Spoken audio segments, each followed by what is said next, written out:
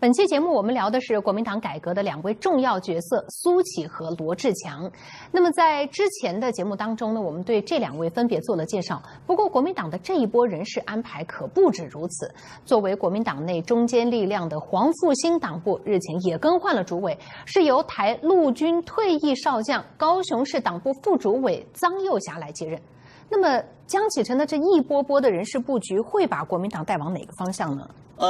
这一个人事安排其实争议也很大了哈，因为黄复兴虽然老了，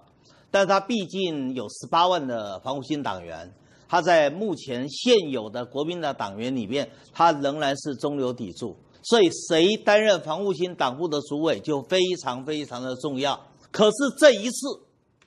江启臣用的臧幼霞是少将退伍，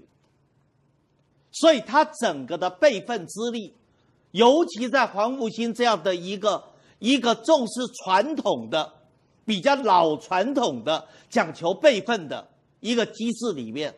很多人觉得你一个小少将，你凭什么来管我们？好，这是第一个争议。臧幼霞的第二个争议，通常国民党会尊重前任的黄复兴党部主委，你卸任的时候我推荐谁，我把他作为优先人选，除非我推荐的那一个人坚决不肯接受。可是现在你去用这个臧幼霞，又是个少将，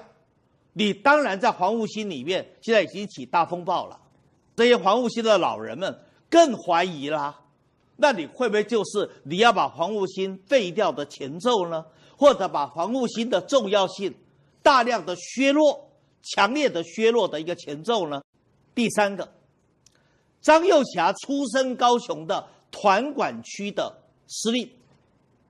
那当然长袖善舞。我过去在高雄担任立法委员，他也是我重要的支持者，他是非常能够跟选民之间可以互相称兄道弟的，所以他的影响层面比较广，人脉也广。就选举的功能来说，臧幼霞当然比那些上将要强太多了，可是呢，他的影响比较局限在高雄，他没有办法扩及到全台湾。再加上在过去臧幼霞是担任谢长廷市府以及陈其迈市府的兵役处的处长，这个兵役处的处长叫政务官，也就是说你去做民进党执政的政务官，基本上对国民党来说，尤其对强调中党的黄复兴党部来说，他们比较难接受的。好，再者，如果说你臧幼霞是年轻还说得过去，可是问题臧幼霞已经70岁了，他不年轻啊，辈分又低，又曾经在绿营当过官。好，但再者，最近有人就开始雪片式的检举信就来了。